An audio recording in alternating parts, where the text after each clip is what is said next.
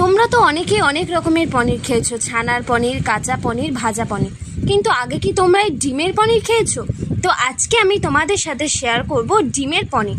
প্রথমে 4টে ডিম ফাটিয়ে নিয়ে হলুদ কুসুমগুলোকে আলাদা করে রেখে একটা টিফিন বক্সে তেল ব্রাশ করে তাতে ডিমের বাকি অংশটা দিয়ে নুন গোলমরিচ দিয়ে কড়াইতে জল ফুটে এলে তাতে আমি সেই টিফিন বক্সটা বসিয়ে ঢেকে নেব।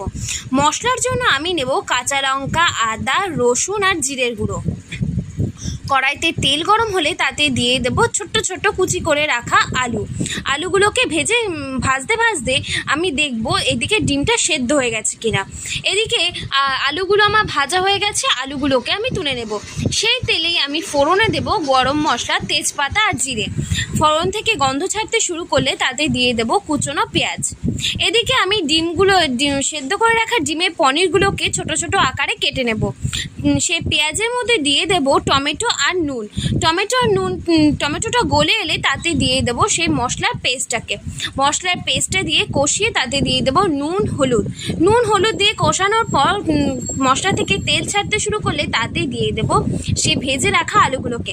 আর এই তরকারিটার স্বাদ বাড়ানোর জন্য তাতে দিয়ে দেব ছোট্ট ছোট্ট সেই কেটে রাখা পেঁয়াজ দিয়ে ভালো করে কষানোর পর তাতে দিয়ে দেব সেই সেদ্ধ করে রাখা ডিমগুলোকে। ছোট ছোট ডিমগুলোকে দিয়ে সম্পূর্ণ জলটা দিয়ে ভালো করে ফুটে এলে নামানোর আগে দিয়ে দেব গরম মশলার গুঁড়ি। তোমাদের কেমন লাগলো?